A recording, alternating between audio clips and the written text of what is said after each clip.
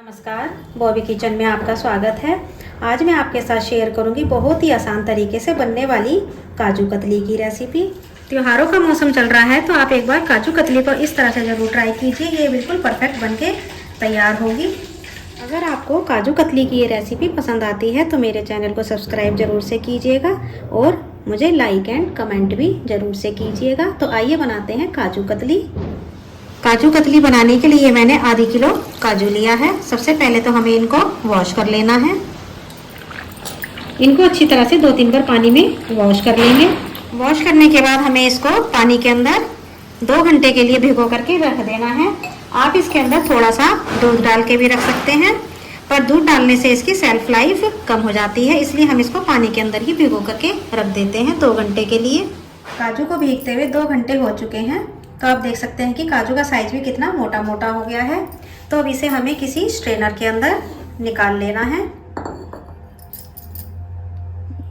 काजू को स्ट्रेनर में निकालने के बाद इसे हमें किसी मिक्सी के जार में ट्रांसफ़र कर लेना है। इसके अंदर पानी बिल्कुल भी नहीं रहना चाहिए।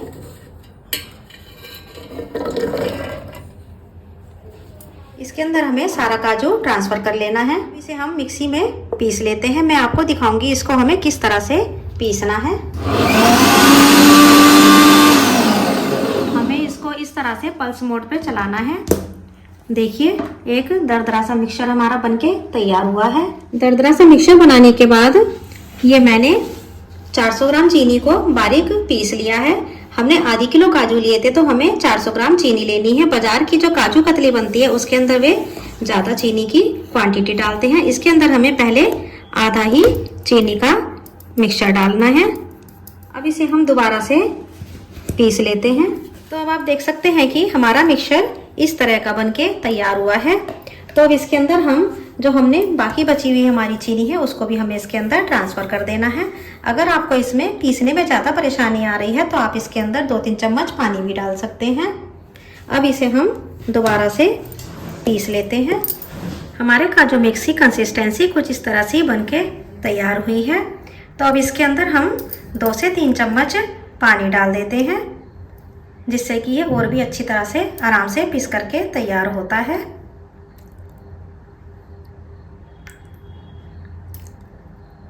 अब हम इसको दोबारा से पीस लेते हैं। तो अब हमारा फाइनल काजू मिक्स बनके तैयार है। मैं आपको इसकी कंसिस्टेंसी दिखाती हूँ। बिल्कुल जैसे एक मक्खन होता है इसी तरह से पेस्ट हमारा बनके तैयार हुआ है, ना कोई लम्स है। और देखिए कैसे बिल्कुल फ्लोइंग कंसिस्टेंसी में ये गिर रहा है। बस तो हमें इसी तरह का पेस्ट चाहिए। तो इस तरह से अगर आप बनाएंगे तो ना तो चाशनी का झंझट रहेगा और ना आपको कोई काजू कतली बनाने में परेशानी आएगी। अगर हम इस तरह से चीनी पीस करके इसके अंदर डालते हैं तो हमारा मिक्सचर अच्छी तरह से बनके तैयार होता है। आइए अब हमें इसको बनाने के लिए गैस की तरफ चलना होगा। हम ये एक मोटे तले की कढ़ाई को या पैन को गैस की फ्लेम को ऑन करके रखेंगे और उसके अंदर हमें ये सारा काजू कतली का मिक्सचर इसके अंदर हमें ट्रांसफ़र कर देना है। तो इस तरह काजू मिक्स को हमने कढ़ाई में ट्रांसफ़र कर लिया है और गैस की फ्लेम को हमें बिल्कुल स्लो पर रखना है। गैस की फ्लेम को अगर आप ज़्यादा रखेंगे तो काजू कतली का कलर डार्क हो जाएगा और जो अच्छा नहीं लगेगा। इस तरह से हमें इसको स्लो फ्लेम पर चलाते हुए हमें 10 से 15 मिनट लग जाते हैं काजू की कतली को बनाने में।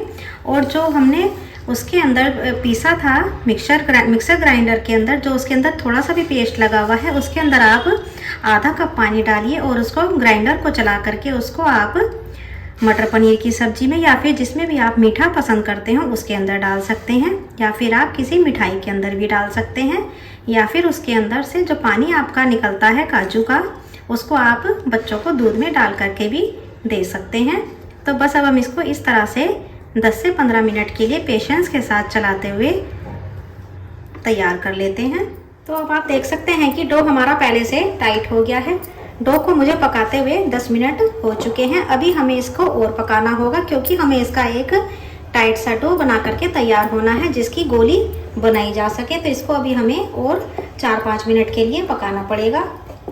तो अब आप देख सकते हैं कि डो हमारा काफ़ी टाइट हो चुका है। अब इसका हम एक टेस्ट कर लेते हैं। इस टाइम हमें गैस की फ्लेम को ऑफ कर देना है। हम इसमें से थोड़ा सा मिक्सचर लेंगे और इसको हमें एक कटोरी के अंदर रख करके इसको हमें ठंडा होने के बाद टेस्ट कर लेना है। अब इस गोली को हमें 1-2 मिनट के बाद, ठंडा होने के बाद चेक कर लेना है। देखिए मैं आपको इसको चेक करके दिखाती हूँ। आप इसके इस तरह से करेंगे तो देखिए हमारी गोली बन करके तैयार हो रही है और हाथों पर ये बिल्कुल भी चिपक नहीं रही है। तो इस तरह से हमारा काजू कतली का डो बनके तैयार है। हम गैस की फ्लेम को ऑन नहीं करेंगे और इसको हम किसी पन्नी के ऊपर या फिर बटर पेपर के ऊपर ट्रांसफ़र कर लेते हैं। हम इसको इस तरह से बटर पेपर के ऊपर ट्रांसफ़र कर लेंगे। अगर आपके पास बटर पेपर नहीं है तो आप इसको पॉलीथीन के ऊपर भी ट्रांसफ़र कर सकते हैं।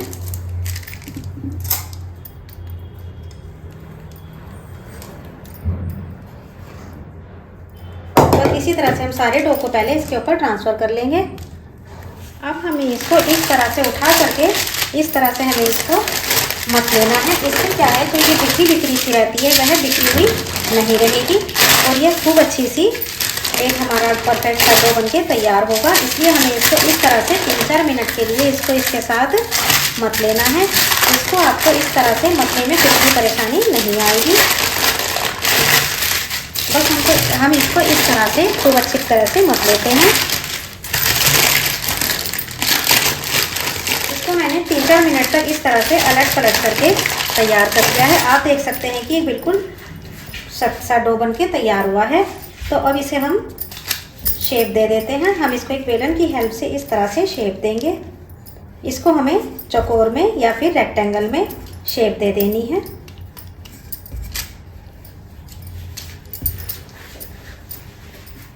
हमने इसको बेल करके एक तैयार कर लिया है। अब इसे हम थोड़ा सा शेप दे देते हैं जिससे कि यह चौकोर शेप में आ जाए।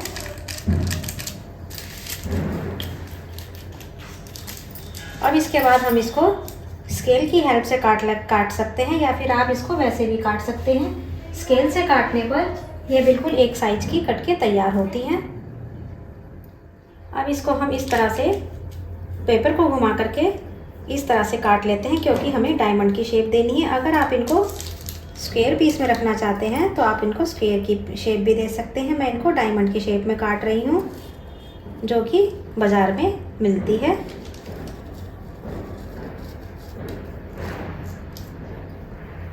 सारी काजू कतली को मैंने शेप में काट लिया है। अब इसे हम इस तरह से हटा देते हैं। बहुत ही आराम से ये हट के तैयार हो जाएगी, कुछ भी परेशानी नहीं आने वाली है। ये लीजिए हमारी सारी काजू कतली बनके तैयार है। देखिए कितनी अच्छी शेप की भी बनके तैयार हुई है। और अगर आप इसके ऊपर चांदी का वर्क लगाना चाहते हैं तो आप वह भी लगा सकते हैं, पर मैं नहीं लगा रही हूँ क्योंकि चांदी के वर्क की क्वालिटी जो है प्योर नहीं होती, इसलिए हम इसको बिना वर्क का ही बना रहे हैं। अब हम इसे किसी ट्रे में सर्व कर लेते हैं। काजू कतली को मैंने ट्रे के अंदर लगा दिया है। आप अगर इस तरह से ट्राई करेंगे तो ये आपको बहुत ही पसंद आएगी। मैं इसको आपको तोड़ के दिखाती हूँ। देखिए बिल्कुल परफेक्ट काजू कतली बनके हमारी तैयार हुई है। एक बार इसको इस तरह से ज़रूर ट्राई कीजिएगा, ये आपको बहुत पसंद आएगी। अगर आपको ये रेसिपी पसंद आती है तो मेरे चैनल को सब्सक्राइब जरूर से कीजिएगा।